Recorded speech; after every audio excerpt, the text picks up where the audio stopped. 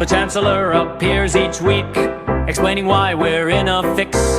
The answer's always rather vague and somehow ends with higher fiscal tricks. The experts all are optimistic, at least that's what they claim to be.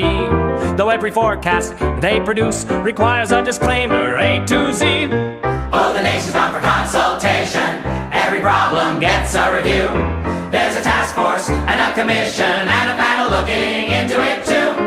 While the public grows suspicious that nobody's steering the cart, the cabinet's drafting a framework for discussing where we ought to start. The high street's looking melancholy. The pubs are disappearing fast. The baker blames the energy bill. The butcher says the good days have all passed. The railway's late, the roads are crowded. The waiting lists extend for miles. But ministers assure the nation things are improving by several files. Oh, the nation's gone for consultation. Every problem gets a review. There's a task force and a commission and a panel looking into it too. While the public grows suspicious and nobody's steering the cart, the cabinet's drafting a framework for discussing where we ought to start. The papers rage on immigration. Opinions multiply by 10. Half the country wants it tightened. Half would like a better plan by then. The politicians dodge the issue with language carefully obscure, producing statements so elaborate that nobody is really sure. The backbench members are unanimous, or so they all insist they are, until a television interview reveals a rather different memoir. The opposition blames the government blames history, and history, I'm told, is blaming circumstances beyond anybody's ministry. The schools are busy rearranging another grand pedagogic scheme. The teachers drown in forms and targets. The pupils stare through every dream.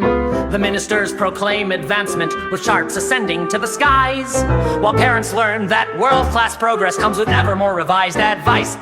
The taxpayer grows philosophical each time another charge appears. They're funding schemes and consultations and financing projections for future years. The promises arrive in batches, the savings never quite arrive. Yet somehow every spending program needs another 25. Oh, the nation's gone for consultation.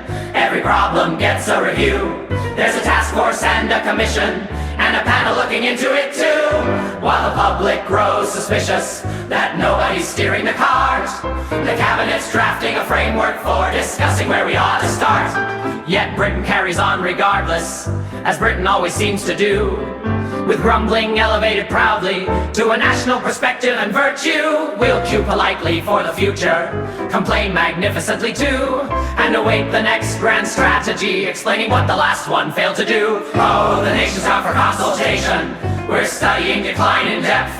There are findings, graphs, and summaries, and conclusions nobody's quite read. Still the voters keep on hoping for a little common sense somewhere, while Westminster prepares a document to determine where